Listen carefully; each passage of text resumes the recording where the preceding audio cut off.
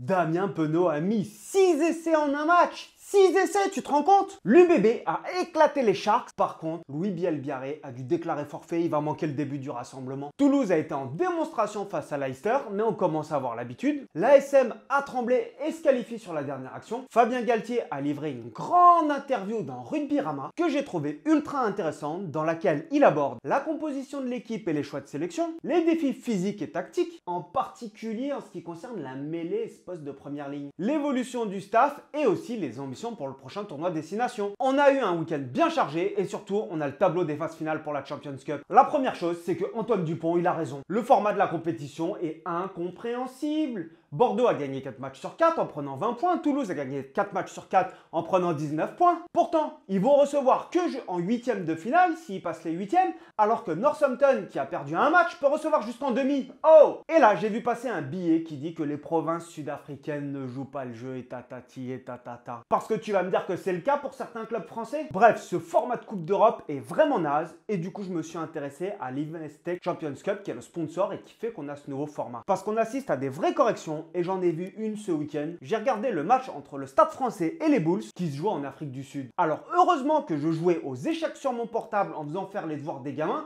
parce que sinon j'aurais perdu 80 minutes. C'était catastrophique. Et du coup, je me suis intéressé d'un point de vue économique. Parce que quand même, faut te dire que tu déplaces 40 personnes en Afrique du Sud pendant une semaine. Pour produire une prestation comme ça a un coût. Alors on va dire que c'est à peu près 1500 € de billets d'avion. Plaque, 60 000 balles. Tu loges tes 40 mecs pendant une semaine en pension complète à 150 € par jour. Au minimum 150. Parce que les mecs, il leur faut leur bain froid, leur terrain d'entraînement, 36 000 €. Le coût de ton déplacement, juste si tu chiffres approximativement comme ça, c'est 96 000 €. Bon, je pense que c'est des déplacements entre 80 et 120 000 €. Le Stade Français est 13e de top 14. Il joue contre le 14e la semaine prochaine. Du coup, tu as les deux entraîneurs principaux qui font même pas l'effort de se déplacer. Donc, ils sont restés avec la plupart de leurs joueurs cadres à Paris pour préparer le match contre Vannes. Et ils envoient leurs espoirs. Attends, c'est pas exactement les mêmes espoirs qu'à Toulouse. Alors, ils mettent quelques joueurs d'expérience au milieu, comme Sekou Makalou qui doit être puni pour son carton rouge. Johan Tanga qui a été recruté pour aller jouer des matchs comme ça, le pauvre pour lui. Et quand tu regardes le match, les Sudaf, ils mettaient des essais, ils contestaient des ballons. Il n'y avait même pas un signe de joie chez les Sudaf, c'est-à-dire qu'ils marquent un essai, tu vois. Ils sont là, ils sont désolés pour les petits jeunes espoirs parisiens. Alors, je comprenais pas du tout l'intérêt sportif et j'ai essayé de chercher à comprendre l'intérêt économique. Arrêtez-moi si je me trompe, ou marquez-le dans les commentaires plutôt parce que je vais continuer mon monologue. Mais en réalité, l'intérêt, il est purement financier. Et j'ai cherché des infos sur le sujet. Alors, la première découverte que j'ai faite, c'est que le siège de l'EPCR, l'organisme qui organise ces Coupes d'Europe, est basé en Suisse. Grand pays de rugby, la Suisse. Bon, tu me diras, ils ont peut-être cherché un pays neutre. Le PCR annonce que les revenus sont répartis équitablement entre les fédérations et les clubs. Alors j'ai cherché des données sur le financement et j'ai pas trouvé de réelles données sur le financement. Avant 2014, quand ça s'appelait la Heineken Cup, les clubs qui participaient touchaient un versement initial de 950 000 € et en cas de victoire finale, 600 000 € supplémentaires. Donc cette Coupe d'Europe, Investec Champions Cup, parce qu'on peut plus appeler ça une Coupe d'Europe maintenant qu'il y a les provinces sud-africaines, porte le nom d'un sponsor, Investec. Et devine quoi? Investec, c'est un groupe privé dont le domaine d'activité est particulièrement la banque et la gestion de patrimoine. Et c'est un groupe anglais et sud-africain. Business is business. Et par exemple, j'ai fait une petite découverte, c'est que les billetteries étaient approximativement partagées entre le club qui recevait à hauteur de 55% et 45% pour le club qui se déplaçait. Donc, c'est-à-dire que la semaine dernière, tu as Toulouse qui allait jouer en Afrique du Sud, où il y avait 25 000 personnes quand même présentes dans le stade. Tu en as 45% des revenus qui reviennent pour Toulouse, qui te permet de financer ton déplacement. Mais alors, quand tu envoies tes espoirs comme ils ont fait le Stade Français, je suis pas d'accord, c'est pas bien. En 2019, le fonctionnement était toujours le même, avec 950 000 € qui étaient reversés pour les participants. Et si tu restes sur ce modèle économique, évidemment, en fait, c'est vachement plus rentable de te qualifier et d'envoyer jouer tes espoirs. Tu pètes pas tes mecs et puis tu fais rentrer du cash. Mais perso, je trouve ça naze. Alors pour les jeunes, ouais, ça leur fait une superbe expérience. Mais dans ce cas, si tu veux faire jouer les jeunes, t'organises un match U20 Afrique du Sud contre U20 français avec tous les joueurs U20 qui sont disponibles et qui veulent faire le déplacement. Et basta, au moins t'assistes à un vrai match de rugby qui est équilibré. Là, c'était une boucherie. Parce que là, tu proposes dans cette compétition un spectacle qui est désolant. C'est des matchs à 60 points, 70, 80 points. Il n'y a aucun match quasiment qui est serré. Il y a très peu de matchs en réalité qui sont intéressants. Et puis mets-toi à la place des commentateurs. Ils ont fait quoi? Parce que là, clairement, ils sont punis. On t'envoie commenter le match des Bulls contre le Stade Français, c'est que tu as été puni. Bon, et pour continuer sur le PCR, j'ai même découvert, du coup, en faisant mes petites recherches, qu'ils avaient une chaîne de télévision. C'est-à-dire que maintenant, tu peux payer pour voir des horreurs comme on a vu ce week-end avec le Stade Français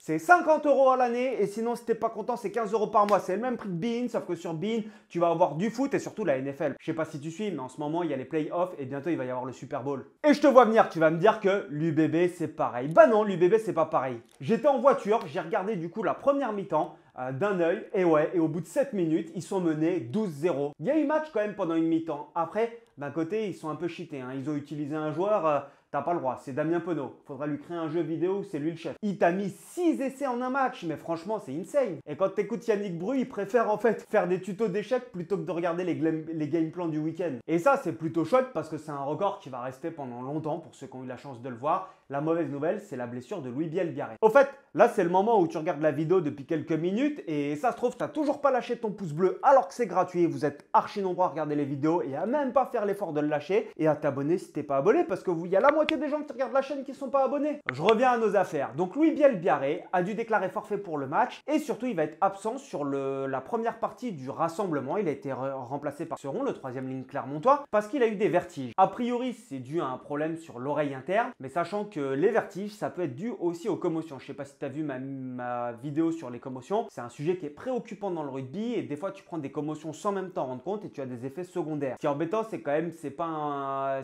la première fois a priori qu'il a des vertiges comme ça. Et donc là, il devait passer des examens aujourd'hui et je lui souhaite vraiment que ça soit rien de grave. Ça n'a pas empêché l'UBB de terminer premier de sa poule et au classement général. Et maintenant, nous avons le tableau des phases finales avec 6 clubs français qualifiés sur 8. Il y a quand même une petite justice parce qu'avec le Racing, ce qu'ils ont produit, désolé les Racingman qui regardent ma chaîne, mais vous méritiez pas de vous qualifier. Et surtout, on a 5 réceptions sur les 6 clubs français qui sont qualifiés. On a toute une première partie du tableau avec l'UBB, La Rochelle, Toulouse et Toulon. Donc l'UBB qui reçoit l'Ulster et La Rochelle qui reçoit le Munster, Toulouse qui reçoit Sale et Toulon qui reçoit les Saracens. Dans l'autre partie, on a Castres qui reçoit Trévise et Clermont qui va à Northampton. Donc dans une partie du tableau, dans un monde super, les 4 clubs français qui reçoivent se qualifient et donc passent en quart de finale. Et donc on a 2 quarts de finale 100% français, ce qui veut dire qu'on a automatiquement une équipe qui sera en finale. Donc l'UBB, si la logique est respectée, devrait recevoir La Rochelle et Toulon devrait recevoir Toulouse. Donc Toulon qui perd un match reçoit Toulouse qui ne perd pas ses matchs. Joli format. Et dans l'autre partie, la bonne nouvelle, c'est Castres qui va recevoir Trévise. Alors attention,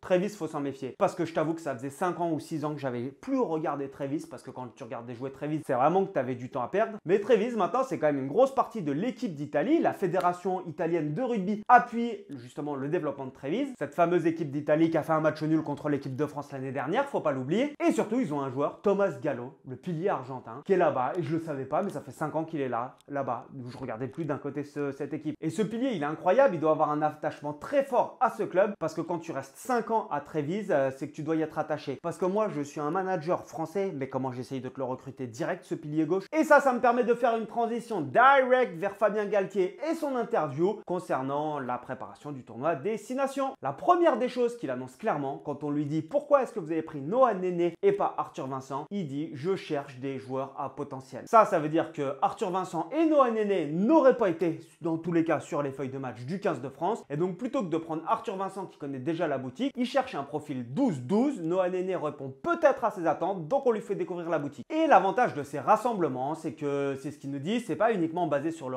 ranking, c'est en fonction des besoins de l'équipe de France. Et l'un des besoins à l'heure actuelle de l'équipe de France, c'est d'avoir des piliers. Et c'est pour ça qu'on a 4 piliers gauche et 4 piliers droit. Parce qu'entre les blessés avec Falatea, Wardy et Tatafou, et ceux qui reviennent de blessures, on a quand même Baye, Antonio et Gros qui reviennent de blessures, ils ont besoin de monde. Donc on a rappelé le vieux de la vieille Rabah Slimani. Et moi je m'étais dit, mais Rabah Slimani, il vous tirer la gueule au Leinster parce qu'ils ont choisi de prendre un pilier français, un vieux de la vieille qui a 36 ans, qui n'a pas la cote en France, qui est plus appelé depuis le mondial 2019 et l'élimination en quart de finale avec l'équipe de France, justement pour pallier les absences de tous les internationaux irlandais pendant le tournoi Destination. Et là on te rappelle Rabah Slimani. Alors soit c'est un coup de génie de la part de Fabien Galtier, genre on va plomber un peu le Leinster encore plus, soit c'est qu'il en a vraiment besoin et je pense qu'il en a vraiment besoin. Et c'est ça qui est intéressant, c'est qu'en fait le Leinster n'a pas du tout tiré la gueule. Léo Cullen, son entraîneur, Rabah Slimani, il a donné une interview, il lui a dit mais félicitations, c'est trop bien pour toi, vas-y, profites-en. Là où en France, tu parles beaucoup de l'âge, et donc un joueur de 36-37 ans, tu te dis, ah, c'est bon, il est claqué au sol, lui, j'en veux plus, il est fini, c'est la retraite. Eh bien, en Angleterre, en Irlande, c'est un joueur d'expérience et on lui refait confiance. Et quand Galtier, il tire le bilan de la mêlée française, eh ben, on n'est pas au niveau, clairement, depuis la Coupe du Monde, on n'est pas au niveau sur notre mêlée. Et il l'explique par le fait aussi que nos piliers se blessent énormément. Et là-dessus, il a raison,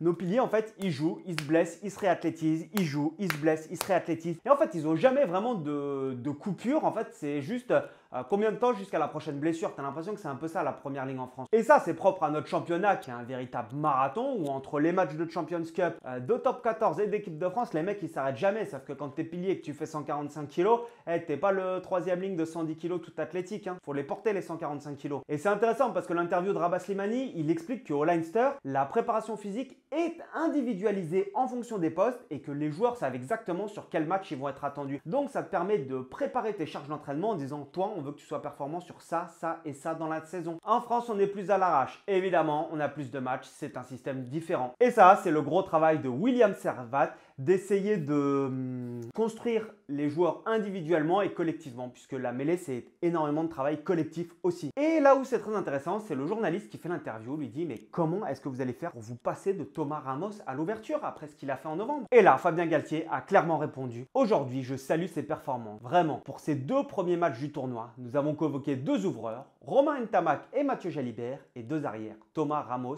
et Léo Barré. Vous aurez la composition de l'équipe la semaine prochaine lors des premiers entraînements. Les choses sont claires, Ramos a été pris en tant que 15, et ce qui laisse potentiellement l'option Jalibert-Ntamak à l'ouverture. Mais en fait, il va y répondre à cette question. Parce qu'il a abordé sans tabou le cas Jalibert. Il l'a appelé pendant les fêtes et avant la convocation pour lui donner le scénario qui se profilait pour le tournoi destination et lui demander s'il était en accord avec ça. Jalibert, il a dit « Ok, ça me va ». Donc, sauf si Galtier nous prépare encore un de ces petits coups de communication, mais j'y crois pas trop, il a dû appeler Mathieu Jalibert, sûrement pour lui dire « Écoute, là pour l'instant, t'es numéro 2 au poste, donc sauf cas de blessure, tu ne joueras pas pendant le tournoi de destination, etc. » Et ça, c'est intelligent de la part de Galtier de faire cette interview puisqu'il annonce avant le tournoi, pour éviter d'avoir un bad buzz et trop de discussions par la suite, en tout cas, il laisse entendre que Jalibert est numéro 2, même si on le savait plus ou moins. Là, c'est encore un petit peu plus affirmé. Quoi qu'il en soit, ça peut bouger très vite, on le sait, il y a des blessures, et s'il y a des blessures, est-ce que c'est Ramos qui passe à l'ouverture?